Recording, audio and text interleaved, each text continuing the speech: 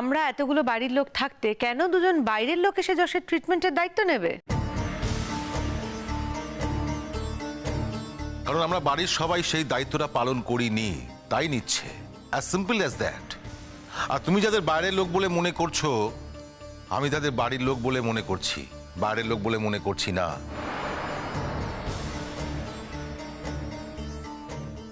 তুমি কি বললে, কি মনে করো বা না করো, তাতে কিছু যায় আসে না। আফটার অল ওরা দুজন বাইরেরই লোক, বাড়ির লোক নয়। হ্যাঁ, কিন্তু শবনম একদিন এ বাড়ির লোক ছিল, কিন্তু তুমি তাকে বাইরের লোক করে দিয়েছো। তুমি তাকে বাইরের লোক করে যদি মনে করে থাকো তুমি এ বাড়ির ভেতরে ঢুকে যেতে পেরেছো, তুমি এ বাড়ির ঘরে ঢুকে যেতে পেরেছো, আর ঘরে ঢুকে যেতে পেরেছো বলেই তুমি ঘরের লোক হয়ে উঠতে পেরেছো, তা কিন্তু আদৌ নয়।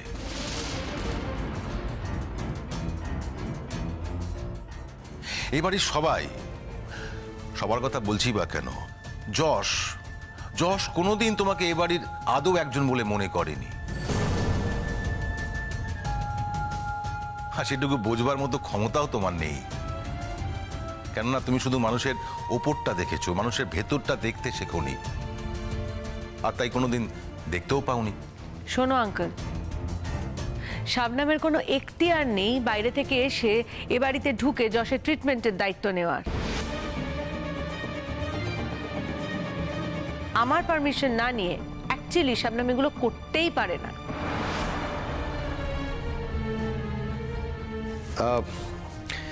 এক্স্যাক্টলি কোন লতে লেখা আছে এটা বলবেন? মানে ঠিক কত নম্বর ধারা সেটা বলবেন কাইন্ডলি। টিজ করছেন আমায়। তাছাড়া আর কি করবে রোহিণী? টিজ করা ছাড়া তো আর কিছু করার নেই। আর দেখো রোহিণী, শবনম কিন্তু এখানে একা আসেনি, ওর গার্ডস আছে, ওর হাজবেন্ডকে সাথে নিয়ে এসছে, আর সেটাও এসছে যশের ভালোর জন্য। তুমি তো যশের কোনোদিনও ভালো বোঝোনি, অন্যকেও কোনোদিনও ভালো বুঝতে দাওনি, অন্যকে কোনোদিনও যশের ভালো করতেও দাওনি তুমি রোহিণী। বেশ তো, তাহলে নিজে ওর ভালো করতে কি করলে? কি ভালোটা করলে তুমি? ছেলেটা তো রাস্তায় বেরোতেও পারে না। সবাই বলে, ওকে দেখে এখন সবাই বলে, দেখো দেখো দেখো, ভালো করে দেখো, এই ছেলেটার বউয়ের নামে না এখন কেস চলছে, রোজ কাগজে লেখা বেরোচ্ছে, ও নাকি ওর আগের বউকে খুন করে সরিয়ে দিতে চেয়েছিল। এটাই তো বলে রোহিণী।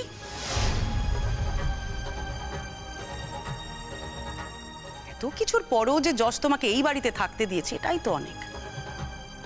তোমার কনসিডারেশনে তো থাকছে না এ বাড়িতে, থাকছে কি? তাহলে এত কথা বলা তুমি কে? মানুষের মুখের কথা তুমি তো আটকাতে পারবে না। আমি তো বুঝতেই পারছি না আমার বাড়িতে এই ঝামেলাটা হচ্ছে কেন।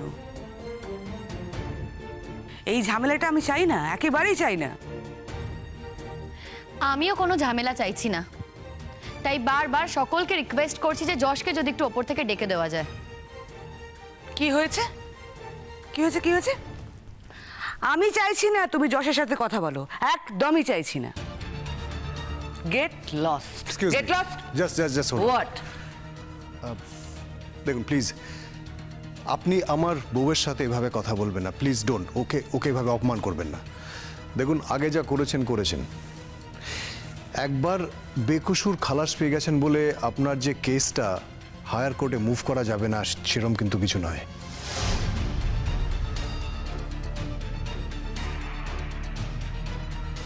কি হয়েছে? কি আমাকে ভয় দেখাচ্ছ নাকি? ভয় আমি তোমাদের দেখাচ্ছি না। আমার বাড়িতে আমাকেই ধমকাচ্ছ? হ্যাঁ, এই যে তোমরা চুপ করে আছো, শুনতে পাচ্ছ না কি বলছে? কানে শুনতে পাও না? ও তো ঠিকই বলেছে। তুমি ওদের অপমান করবে, ওরা দাঁড়িয়ে দাঁড়িয়ে মুখ বুজে শুনবে, তা তো হতে পারে না।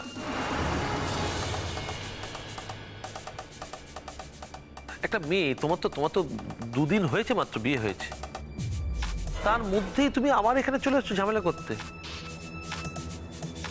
আমার তো মনে হয় তুমি এই বাড়ির মোহ কিছুতেই কাটিয়ে উঠতে পারছো না। পরাগদা, আমি যতদূর জানি এই বাড়িতে থাকার অফিসিয়ালি রাইট তোমার কিছু নেই। শুধু কঙ্কনা ম্যাডামের মন জুগিয়ে চলছো বলে তুমি আজ এই বাড়িতে আছো।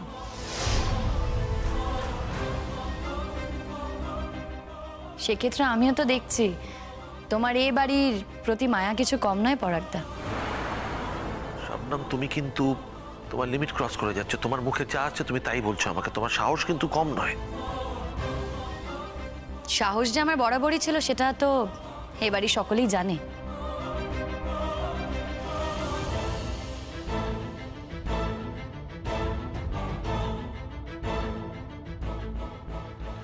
কি ব্যাপার?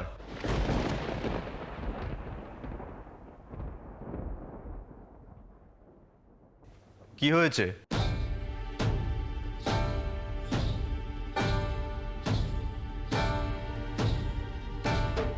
এত চিৎকার চেঁচামেচি কিসের? যশ, তোমার না শরীর খারাপ, তুমি এইভাবে নেমে এলে? বাড়িতে এত চিৎকার হচ্ছে, এত চেঁচামেচি হচ্ছে, তারপরও আমি নিচে আসবো না তাই বলছো তুমি? অ্যাকচুয়ালি ব্যাপারটা তো সেটা নয়। চিৎকার চেঁচামেচিটা কোনো ব্যাপারই নয়। কালকে তো দুজনের টেলিফোনে কথাবার্তা হয়ে গেছে, আর সেই কারণেই তুই একেবারে রেডি হয়ে নিচে নেমে এসছিস। হ্যাঁ, তো টেলিফোনে কথাবার্তা হয়ে গেছে তো? এটা আমি মানবো না যশ। ভুলে যাস না তোর লিগ্যাল ওয়াইফ আমি। Legal wife? একজন খুনির কোনো লিগ্যাল রাইট থাকে না রে, কোনো লিগ্যাল রাইট থাকে না, ভুলে যাচ্ছিস। আচ্ছা, তুই এতটা বাচ্চা, এতটা বোকা মেয়ে কবে থেকে হলি বলতো? শোন যশ, আমাকে না এই খুনি খুনি করে কথা বলিস না। আমার বোঝা সারা যে তোর মাথাটা পুরো খেয়ে নিয়েছে এই শবনম। তার উপর এখন তো আবার তার নতুন বর জুটেছে। আপনার তো দাদা মেরুদণ্ড ফেরুদণ্ড বলে কিচ্ছু নেই। যদি থাকতো তাহলে নিজের স্ত্রীকে নিয়ে তার প্রাক্তন শ্বশুরবাড়িতে এসে হাজির হতে পারতেন না।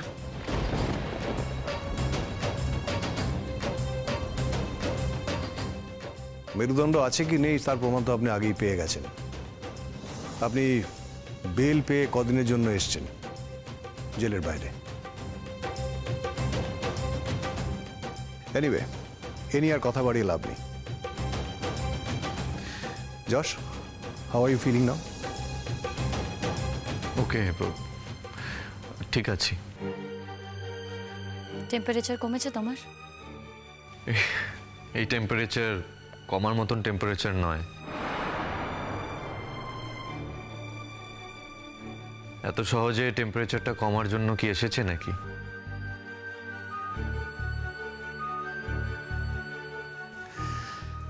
দেখো যশ, তুমি আমাদের দুজনকে আসতে বলেছিলে। আমি একাই আসতে চেয়েছিলাম, শবনম আসতে চাইনি। কিন্তু শবনম তোমার কথা রাখার জন্যই এখানে এসেছে।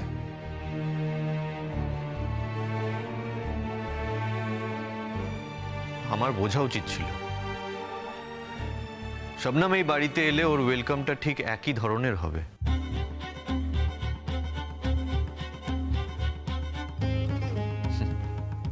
সারা জীবন শবনমকে আমার জন্যই অপমানিত হতে হয়েছে, আজও তার অন্যথা হলো না।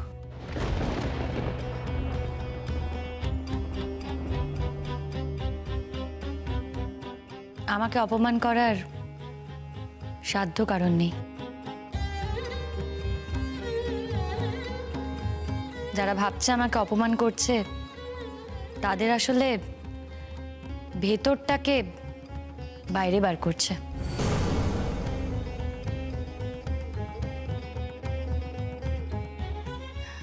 আমার কিন্তু কিছু হচ্ছে না এতে। যাই হোক, তুমি যখন রেডি আছো তখন আমাদের যেতে হবে। কোথায় যাবে?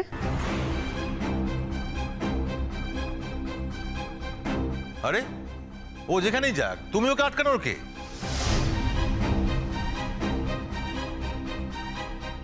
তোমরা সবাই মিলে যদি এভাবে কথা বলো তাহলে কিন্তু আমার তোমরা ওকে নিয়ে যাচ্ছ ঠিক আছে, কিন্তু যশের যদি বাড়াবাড়ি কিছু হয় আমরা কেউ কিন্তু তোমাদের স্পেয়ার করবো না।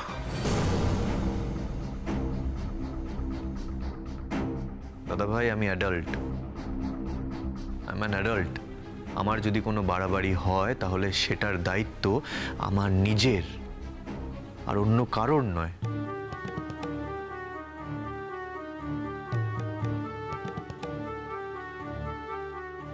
জানো শবনম, গায়ে ওর ধুম জ্বর, 3 দিন ধরে উঠতেই পারছে না। ফুল কাকা কতবার করে বললেন, তাও একটা কথাও শুনলো না, সমানে বলে গেল ওষুধ খাচ্ছি কমে যাবে। আমি অবশ্য ভেবেছিলাম মনে মনে ফুল কাকা, কেউ যদি এসে ওকে জোর করে টেস্টগুলো করাতে নিয়ে যায় তাহলে হয়তো আলটিমেটলি ও টেস্টগুলো হবে। কারণ রোহিণী তো কোনোদিনও নিজের কথা ছাড়া আর কারোর কথা ভাবেইনি।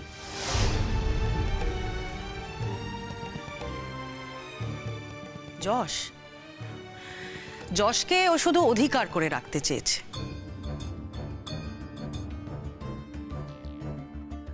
আর কিছুই না, ওর প্রতি ওর কোনোদিনও মায়া দয়া কিচ্ছু ছিল না, আর আজও নেই।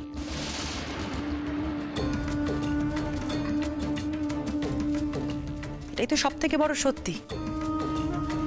জানি এখানে অনেকের খারাপ লাগবে কথাটা শুনে, কিন্তু এটাই সত্যি।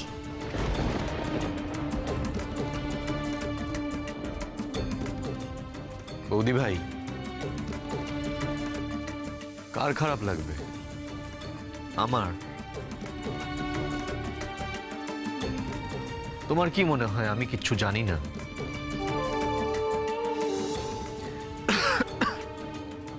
আমি সব জানি বৌদি ভাই, সবটা। সব জেনে শুনেও আমি বিষ পান করেছি।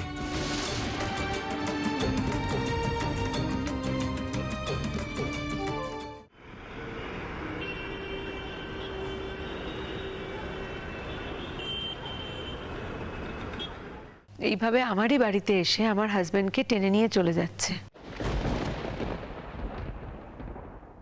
তার বাড়ির লোকেরা সবাই উপস্থিত এখানে, এবং সেটা আমাকে এখানে দাঁড়িয়ে দাঁড়িয়ে মেনে নিতে হচ্ছে।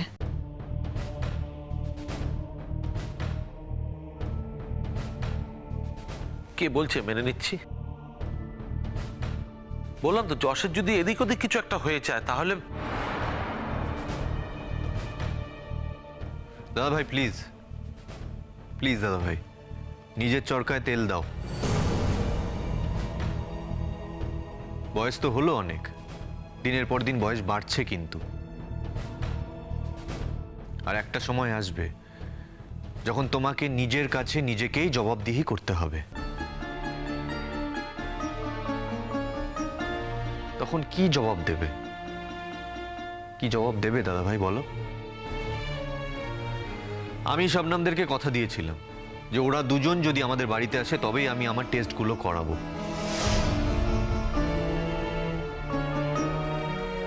আর সেই জন্য আমি আজকে এই টেস্টগুলো করাতে যাচ্ছি। বাবা, আমি তোমাকে একটা কথা বলে দিচ্ছি আজকে, একদম পরিষ্কার কথা বলে দিচ্ছি, আর এই কথাটা তুমি সবাইকে বুঝিয়ে বলে দিও। কি কথা বল না। শবনম আর দেবদীপ, ওদের দুজনের যখন ইচ্ছে হবে, যখন প্রয়োজন হবে, ওরা আমাদের বাড়িতে আসবে।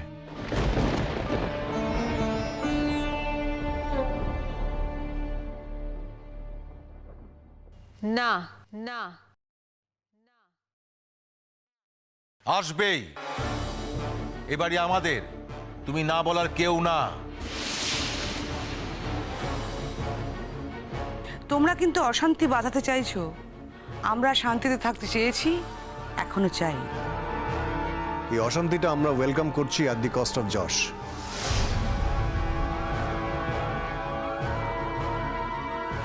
যশের ভালোর জন্য আমি আর শবনম, মানে আমি আর অপরাজিতা এনি টাইম, যে কোনো সময় এই বাড়িতে আসতে পারি।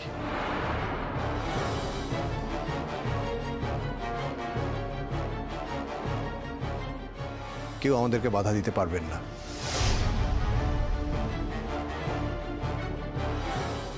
যশ চলো, আমাদের দেরি হয়ে যাচ্ছে, তোমার টেস্টগুলো করাতে হবে, উই আর গেটিং লেট।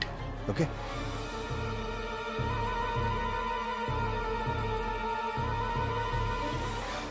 এসো।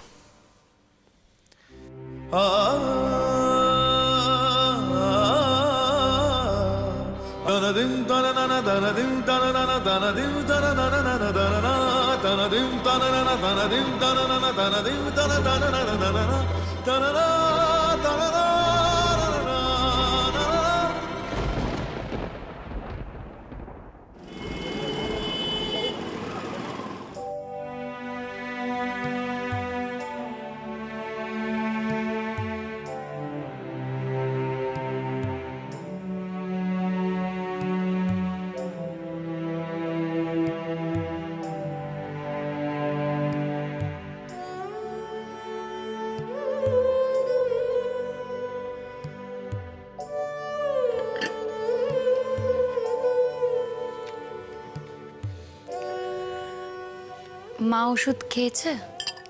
হ্যাঁ দিয়েছি, হালকা ডোজের ঘুমের ওষুধ। বাবুই প্রেসক্রাইব করেছিল আর কি। যখনই এরকম ব্যথা হবে তখনই এই ওষুধটাই ও খাওয়াতে বলেছিল, আর সেজন্য এখন আমি ডাকছি না, এখন ঘুমোচ্ছে তো। তবে বারবার বলছিল ওরা এলে আমাকে ডেকো। আমি বললাম না, কোনো দরকার নেই, ওরা একদিন নিশ্চয়ই বেড়ে নিয়ে খেতে পারবে, আর দরকার হলে আমি সাহায্য করব, কি আছে। বাবা, আমাকে তুমি কি ভাবো?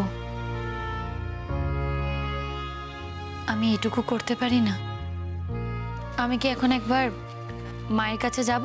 না না, থাক, একটু ঘুমোতে দাও, তাহলে বেটার ফিল করবে, তাতে কোনো প্রবলেম নেই। তুমি খেয়ে নাও না মা, সারাদিন এত খাটাখাটি করে এসছো, তুমি খেয়ে নাও, বসে যাও। ও আমার অভ্যেস আছে। তোদের কি অন্য কোথাও যাওয়ার ছিল? মানে একসঙ্গে ফিরলি কিনা তাই বলছি আর কি। তুই তো সকালে বেরিয়েছিলি, তো ওর সঙ্গে দেখা হলো কোথায়? সকালে আমরা একসঙ্গে বেরিয়েছিলাম, আজকে তো হসপিটালে যেতে পারেনি। তো এতক্ষণ ছিলি কোথায়? মানে কোনো বন্ধু বান্ধবের বাড়ি গিয়েছিলি নিশ্চয়ই।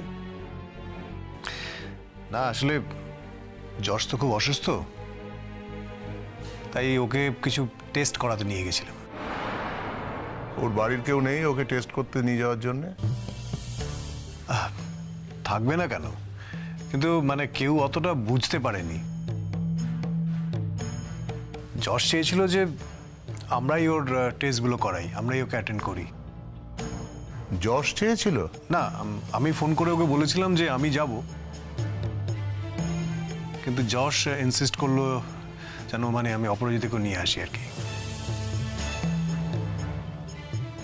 ও, যশের রিপোর্ট খুব একটা ভালো আসবে না বাবা। কি করে বুঝলে? ক্লিনিক্যালি দেখেই বললে? আগে থেকে খারাপটা কেন ভাবছো? তুমি তো যশকে দেখেছো, ওসব সিমটমসগুলো তুমি দেখেছো, তোমার তো না বোঝার কোনো কারণ নেই। তবুও দেখো, আমাদের তো ওর বায়োপসি রিপোর্ট আসা অবধি কটা দিন অপেক্ষা করতে হবে। বায়োপসি? ওর বায়োপসি করার মতো কি হলো? না বাবা, মানে টেস্ট তো সব ধরনেরই করানো দরকার, করাতে হয়। ইনফ্যাক্ট ওর অনেকদিন ধরেই প্রবলেমটা চলছিল, জ্বর আসছিল, চেস্ট ইনফেকশন ছিল, শ্বাসকষ্ট হচ্ছিল, কাউকে কিছু বলেনি ও। কেন বলেনি, ইনফ্যাক্ট আমরাও সত্যি সেটা বুঝতে পারিনি। সে কি কথা? না, হয়তো হতে পারে যে জাস্ট ইনফেকশন, এই নর্মাল অ্যান্টিবায়োটিকই সেরে যাবে, তাই না? সারবে না। এভাবে বলছো কেন? মানে এত শিওর হয়ে কি বলা যায়? হ্যাঁ, শিওর হয়ে হয়তো বলা যায় না, কিন্তু কোনো কোনো ক্ষেত্রে 90% শিওরিটি দেওয়া যায়, আর সেটা ডাক্তাররাই বুঝতে পারে। সাধারণ ক্ষেত্রে ডাক্তারদের এই দেখাগুলো কখনো ভুল হয় না। কিন্তু আমি মনে প্রাণে চাইবো অপরাজিতা, তোমার এই দেখাটা বোঝাটা ভুল হোক। তোমার চাওয়ার ওপর তো সবকিছু নির্ভর করবে না দেবদীপ। আমিও কি চাই যশের জীবনটা শেষ হয়ে যাক? আর সব কথা বাদ দাও। ওর মতো ব্রিলিয়েন্ট ডক্টর খুব কমই হয়, কিন্তু আমাদের কারোর হাতে তো কিছু নেই। মনটা খারাপ করে দিলে মা। তোমাদের মুখ থেকে এরকম একটা কথা শুনবো এ তো আমি ভাবতেই পারিনি। তুমি তো সারাদিন কিছু খাওনি মা, খাওয়াটা বন্ধ করলে কেন? দেখো তোমরা তো ডাক্তার, ডাক্তারদের কিন্তু মনের জোর কমালে চলবে না। তুমি খেয়ে নাও মা। খাচ্ছি তো। ও হ্যাঁ, এর মধ্যেই তো তোমাদের যাওয়া। ও যেন চিকিৎসাটা ভালো করে করে সেটা একটু বলে রেখো। কোথায় যাওয়া? বাবা আমরা এখন কি করে যাব বলো তো? যশ এভাবে অসুস্থ, হ্যাঁ, এখন অপরাজিতা মানে এই জায়গাটা ছাড়বে কি করে? আমি কিন্তু একবারও এই কথা বলিনি। তুমি বলনি, কিন্তু তোমার তো মনেও নেই কোথায় যাওয়ার কথা, তাই না? তাহলে প্রশ্নটা করতে না। হঠাৎ করে খেয়াল করতে পারিনি। তাহলে তাহলে তুই কি করবি? তোর তো আবার কতগুলো কাজ রয়েছে ওখানে, তোকে তো যেতেই হবে। তাহলে হয়তো আমাকে একাই যেতে হবে। তুমি একাই সিদ্ধান্ত নিয়ে নিচ্ছ আমার সাথে কথা না বলে।